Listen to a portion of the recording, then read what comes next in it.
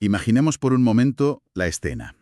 Estamos en un local sudoroso, denso, a finales de los años 60, en algún rincón de Sevilla. Ujú. Por un lado tienes el zumbido ensordecedor de un amplificador a punto de estallar, o sea, el puro voltaje eléctrico del rock británico o de esa psicodelia que venía de California. Ya, la invasión anglosajona, claro. Eso es. Y de repente, rasgando esa pared de distorsión casi metálica, irrumpe un quejío flamenco. Fíjate. Un lamento profundísimo, antiguo, de esos que te atraviesan el pecho directamente. Y claro, sobre el papel es una mezcla que suena, pues, al caos absoluto. No debería encajar para nada, pero lo hace con una precisión que resulta casi mágica. Sí, sí, es un choque frontal de placas tectónicas musicales, por así decirlo. Totalmente. Son dos mundos que parecen gravitar en galaxias completamente opuestas. O sea, por un lado, el de la rebeldía eléctrica anglosajona y por otro, el de la tradición súper arraigada andaluza. Y van y colisionan para crear un ecosistema sonoro, bueno, totalmente nuevo. Y precisamente de esa colisión monumental vamos a hablar hoy. Nuestra misión en esta inmersión profunda en las fuentes es explorar a fondo el fenómeno del rock andaluz. Exacto. Pero, a ver, quien se acerque a estos documentos notará rápidamente que no estamos ante un simple catálogo de bandas con guitarras y palmas. No para nada, ¿eh? ¿Qué va? Leyendo esta semana los análisis, te das cuenta de que estamos ante un poderoso movimiento cultural que definió la identidad de una región entera en plena metamorfosis histórica. Ujú. Hemos estado buceando en una pila de documentos fascinantes, desde el exhaustivo estudio sociológico y musicológico de Diego García Peinazo sobre la música en la transición, hasta análisis discográficos detalladísimos y, bueno, transcripciones de charlas directas con los propios pioneros del género, como Manuel Imano o Pepe Roca. Y es un material riquísimo que exige una mirada analítica muy, muy amplia. Porque claro, si rascas un poco la superficie de los textos de García Peinazo, ves que aquí no vamos a diseccionar únicamente acordes, compases o modelos de sintetizadores. Claro, no es solo teoría musical. Exacto, o sea, vamos a hablar de sociología pura, de resistencia, de tensiones de clase y de cómo la música popular se convierte de forma casi inevitable en el espejo de una sociedad. Una sociedad que buscaba desesperadamente su propia voz después de décadas de silencio. Vale, vamos a desglosar esto porque para entender cómo llegamos a este nivel de fusión, tenemos que mirar cómo era la España de finales de los 60 y toda la década de los 70. Ujú. El contexto es clave. Estamos hablando de un país que empezaba a desperezarse, saliendo de la larguísima noche del franquismo y abriéndose muy lentamente al exterior. Sí, entraba un poco de aire fresco. Claro, empezaban a llegar los ecos de Londres, de San Francisco, entraba el rock progresivo, el jazz rock, los vinilos de Jimi Hendrix o Pink Floyd, que, a ver, pasaban de mano en mano casi como contrabando. Ya, literal. Y aquí los músicos de la época se topan con una disyuntiva vital dificilísima. O sea, por un lado pueden limitarse a imitar a sus ídolos anglosajones, arriesgándose a ser una copia de segunda mano, o, por otro lado, pueden intentar crear algo genuinamente propio. Y fíjate, la resolución de esa disyuntiva es vital. Lo fascinante aquí es lo que revelan las entrevistas con estos pioneros. A ver, Porque no deciden fusionar estilos por un mandato político, ni porque un productor en un despacho de Madrid diseñara una estrategia de marketing súper brillante. ¿qué va? Es una necesidad expresiva, una necesidad que les salía de las entrañas. O sea, crecieron en patios de vecinos, escuchando copla, zarzuela, y a maestros absolutos del flamenco como Sábicas o el revolucionario dúo que ya formaban Camarón y Paco de Lucía. Madre mía, menudo talento tenían alrededor. Claro. Pero al mismo tiempo que escuchaban eso en casa, sintonizaban emisoras que pinchaban a The Beatles o a King Crimson. Ya, el contraste es brutal. Como explicaba uno de ellos en las transcripciones, sentían la urgencia de reconciliar las dos coordenadas fundamentales de su existencia: su tiempo, que era el rock global y moderno, y su espacio, que era Andalucía. Es que me parece una imagen potentísima. Porque, claro, no querían renunciar a ninguna de sus dos mitades. Eso es. Es como si tomáramos el concepto de la alta gastronomía moderna, para que nos entendamos. Imaginemos a un chef de vanguardia que domina a la perfección la técnica francesa más exquisita y compleja, Ujú. pero decide que el ingrediente principal, o sea, el tuétano de su plato, va a ser un producto tan local, tan de su tierra, que termina apoderándose del plato por completo. Totalmente. No te está sirviendo un guiso francés con un toquecito exótico del sur, no. te está dando un pedazo del sur construido con las herramientas más vanguardistas del mundo. Y aquí es donde las fuentes nos plantan delante a la banda Smash, allá por los años 60 en Sevilla. Los pioneros. Los verdaderos albañiles de este edificio. Sí, es que Smash es el laboratorio original. Con temas como el garrotín, plantan la semilla crucial de todo esto. Empiezan a inyectar guitarras flamencas y ritmos autóctonos dentro de estructuras de rock psicodélico puro y duro. Una locura para la época. Y esto, a nivel sociológico, conecta directamente con un concepto brillantísimo que rescata García Peinazo en su estudio, tomado del sociólogo Motirreyev. Ah, sí, el famoso concepto. Exacto, el isomorfismo expresivo. Mira, cuando leí isomorfismo expresivo en los documentos, confieso que tuve que releer el párrafo un par de veces, ¿eh? Normal, suena súper técnico. Suena a física cuántica, vamos. Pero la idea de fondo es espectacularmente sencilla y lógica. Básicamente, te dice cómo puedes ser auténtico en un mundo globalizado. Ujú. Coges el envase universal, que en este caso es la batería, el bajo, la guitarra eléctrica y la actitud del rock, pero le inyectas tu propio contenido local. Exacto, es clavar el concepto. Tomas el patrón rítmico hegemónico y en lugar de ser un clon asimilado por la cultura anglosajona, le sumas tu acento, tus instrumentos locales, tus giros melódicos. Claro. Así el grupo le dice al mundo, oye sí, pertenezco a la modernidad global, domino vuestro lenguaje eléctrico, pero reivindico que tengo un origen específico, una historia propia.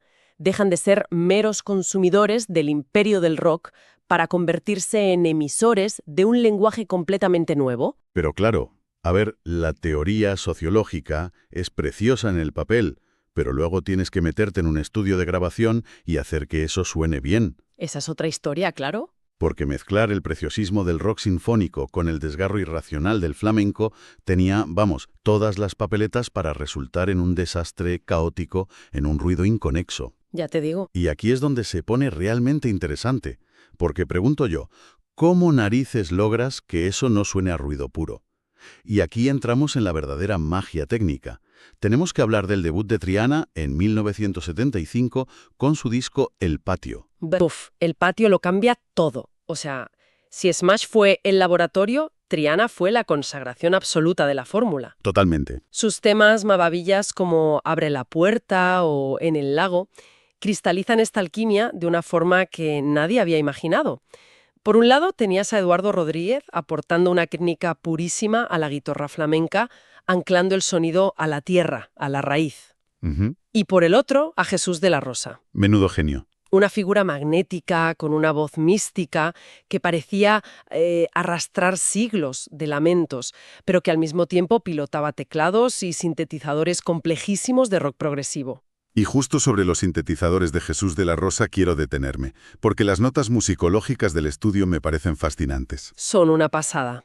O sea, ¿cómo evita un músico, armado con un sintetizador Moog de última generación, que, ojo, era lo que usaban los grupos espaciales británicos, sonar como un alienígena que acaba de aterrizar de emergencia en medio de un tablao flamenco tradicional? Pues lo logra porque no lo usa como un artilugio para hacer efectos de ciencia ficción o ruidos estrafalarios, que era, la tentación de muchísimos grupos de rock experimental de la época. Claro, querían sonar a nave espacial. Exacto.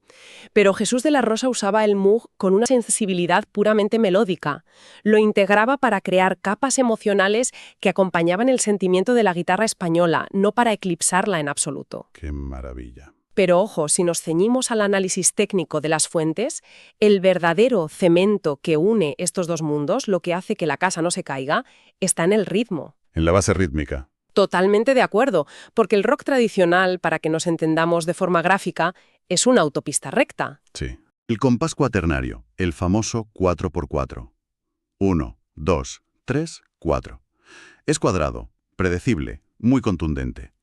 Y por suerte para ellos, hay ciertos palos flamencos que encajan de forma bastante natural en esa estructura cuadrada, como pueden ser los tangos, las rumbas o el propio garrotín del que hablábamos. Ahí la fusión es casi matemática, no tiene tanto misterio.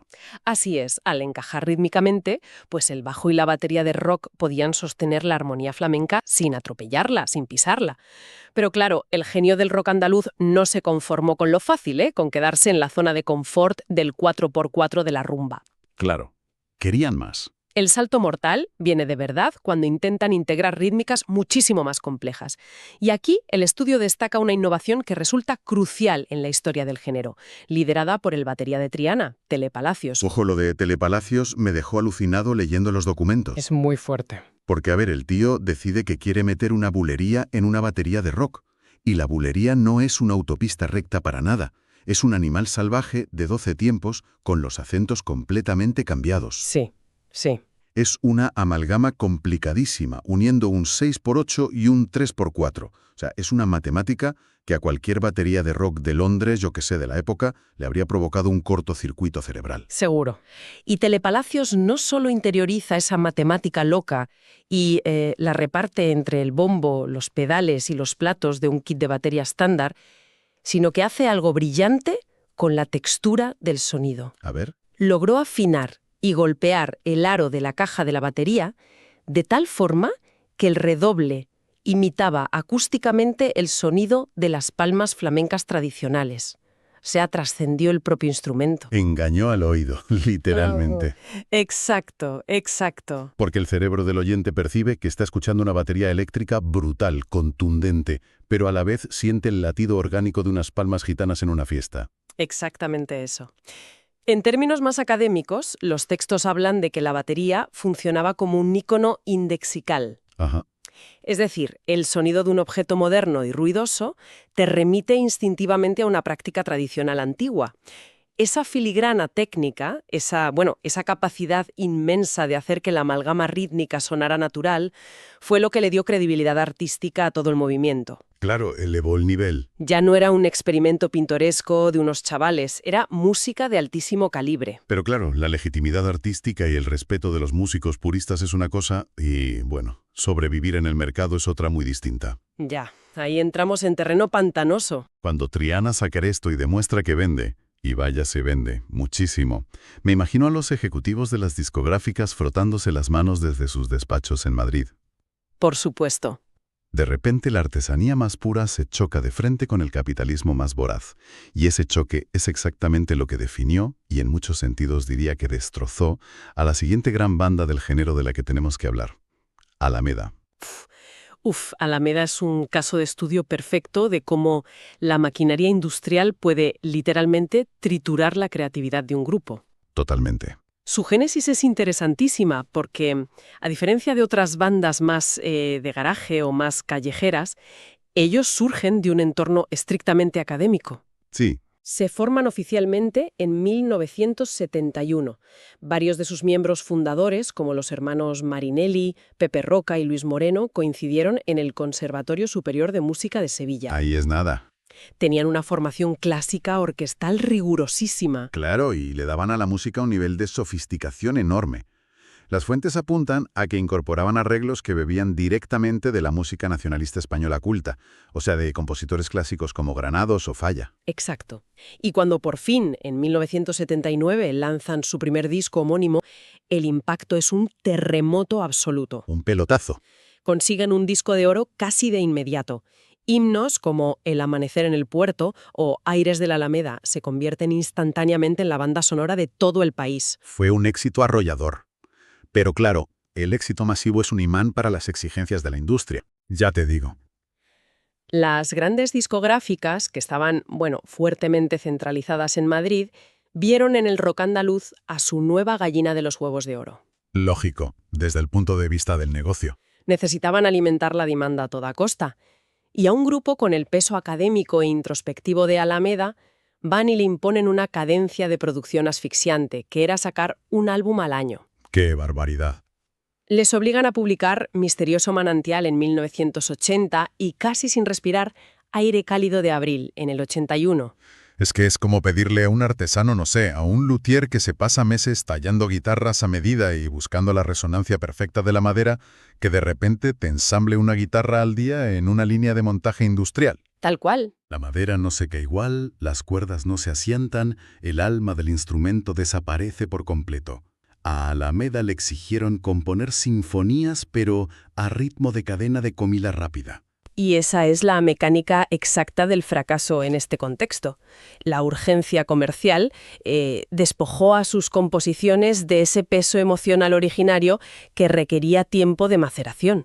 Claro. Dentro de Alameda, la presión creó unas fracturas internas irreconciliables. La banda se partió en dos. ¡Ostras! Por un lado, los que querían resistir y mantener el nivel culto de sus orígenes de conservatorio, y por el otro, los que, abrumados por la inercia de la industria, pues preferían buscar el estribillo fácil para cumplir el contrato con la discográfica. ¡Qué lástima!